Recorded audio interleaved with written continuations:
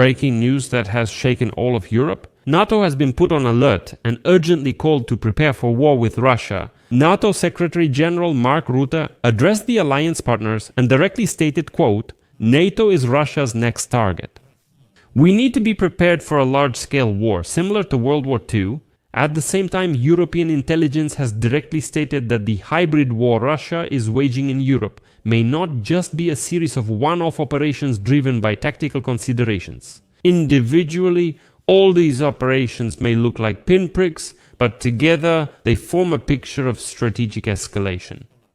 Mark Rutte reiterated that the propaganda claim that Russia, by fighting the West now, is continuing their grandfather's World War II efforts is a key pillar of Vladimir Putin's regime. Endless references to victory in that war serve as ideological justification for the aggression he unleashed against Ukraine, and now finally they have been recognized in Europe. NATO Secretary General Mark Rutte called for preparations for a war no less bloody than those of the 20th century. Mark Rutte stated that NATO must arm itself to the teeth and, if necessary, strike Russia preemptively. My name is Alexei Pechi. Let's discuss this topic together, but before we start, I ask you to subscribe to this channel, like the video, write any detailed comment under this episode, and subscribe to my Telegram channel, Pechi News. The link to it is in the description of this video. There we publish breaking news as it comes in. So, NATO Secretary General Mark Rutte spoke at a conference in Berlin the other day, and for the first time directly stated that a large-scale war between Russia and NATO is brewing. "We are Russia's next target," said Mark Rutte, repeating that the Putin regime will be ready to use military force against NATO within 5 years. He added this is an optimistic forecast. "The conflict is at our doorstep and we cannot postpone preparations for it," said Rutte. Here is the quote. "Russia has brought war back to Europe, so we must be ready for a conflict like those our grandparents faced." According to Mark Rutte, not everyone realizes the seriousness of the situation. Quote, "I'm afraid too many people are relaxed, too many don't feel the urgent need to act, too many think that time is on our side. That's not the case. We need to quickly increase defense spending and weapons production to prevent a full-scale war that we haven't seen for several generations. And perhaps a warning about an impending war in Europe has never sounded so precise and so piercing." Here is Mark Rutte, probably the first one who, spoke out about this so loudly, and I will give you a few more quotes from Mark Rutte. "I see that too many people are complacent, too many don't feel the urgency, and too many believe that time is on our side. No, it's not on our side, it's time to act. Right now, Ukraine must have the means to defend itself. Right now, our parliaments and citizens must stand with us so that we can continue to defend peace, freedom and prosperity, our open society, free elections, and a free press. We must act to protect our way of life, now. This year, Russia has become even more brazen, reckless, and ruthless. Putin is rebuilding his empire again, throwing everything he has at Ukraine, killing soldiers and civilians, destroying shelters, homes, schools, and hospitals." Mark Rutte publicly listed Russia's military capabilities and losses for the first time. According to him, Russia produces almost 3,000 attack drones per month and the same number of decoys to distract air defense in 2025. In that year, Russia produced about 2,000 cruise and ballistic missiles.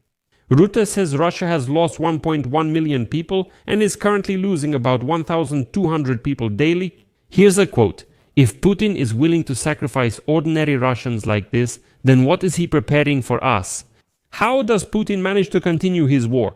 The answer is China, Russia's lifeline. Russia couldn't continue this war without China's support. 80% of the critical components in Russian missiles and drones are made in China. American Pearl packages make up 75% of Ukrainian Patriot missiles and 90% of their other air defense systems.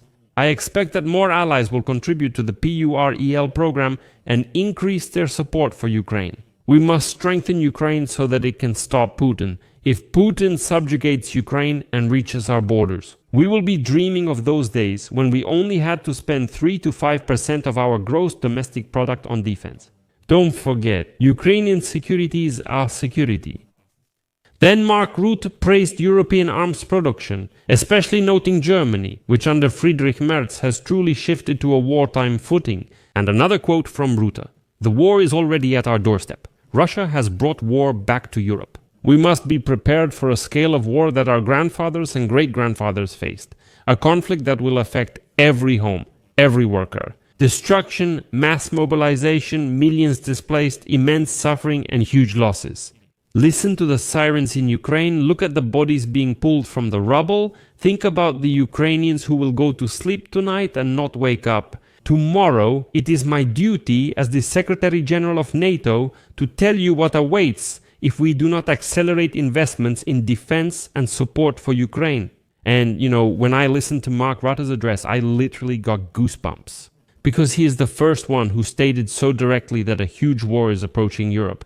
And today, Western intelligence agencies stated that the hybrid war Russia is waging in Europe may not just be a series of one-off operations driven by tactical considerations. No, they say this is likely a strategic escalation. Many representatives of the intelligence community interviewed by the Financial Times believe that the targets of the attacks, the risks Russia is willing to take, and the goals it is trying to achieve reflect something more than just a reaction to the development of the war against Ukraine. The latest assessments of Russia's sabotage activities are now being considered in the context of NATO's 2023 Joint Threat Assessment Report, which concluded that Russia is preparing its armed forces and economy for a possible war with Europe by 2029.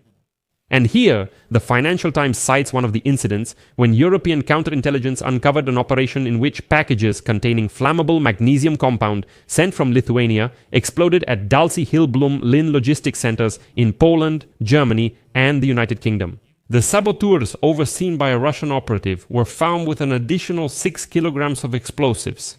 And as representatives of European security services told the Financial Times, this would have been enough to carry out the next stage of the plan: explosions on planes flying to the United States. This would have dealt the aviation industry the most significant blow since the September 11 attacks in Lithuania and Poland. At least 20 people are being charged with terrorism and related crimes in connection with this plot. The organizer of the sabotage fled to Azerbaijan, and now Warsaw is seeking his extradition. But the heads of all three Russian intelligence agencies, Federal Security Service, Foreign Intelligence Service, and Main Intelligence Directorate, stood up for him, which shows how important he is to the Kremlin. Moreover, according to the head of one of the leading European intelligence agencies, his staff are currently monitoring Russian agents who are inspecting road bridges, presumably to plant explosives, and are actively looking for weak spots on railways. A major disaster with many casualties was narrowly averted in Poland after a bomb was found on the tracks between Warsaw and Lublin. In Poland, Russia is now seen as posing a threat to civilians equal to that of Islamic terrorism, which has been European intelligence agencies' main concern for 20 years. And now intelligence agencies believe that this campaign may be part of preparations for war, with 2029 being considered as a possible time for conflict. This is not being discussed without reason, says the Inspector General of the German Armed Forces, Carsten Breuer. He stated that this assessment is based on pure analysis, and experts see a great similarity between the actions of Russian intelligence agencies and the plans developed by the KGB back in Soviet times. Over the past 2 years, as Breuer says, we have witnessed attacks or attempted attacks on almost all the same operational targets that were identified during Soviet times. I'll leave it at that. Share your thoughts in the comments, subscribe, and hit the bell to stay updated on new episodes. Friends, if you found this episode interesting and you think my work is necessary and important, you can support this YouTube channel financially with any donation or paid subscription using the links and details provided. In the description of this video, it clearly says, support the channel. Choose any format that is convenient for you. Thank you for any support. That's all for now. Take care and goodbye.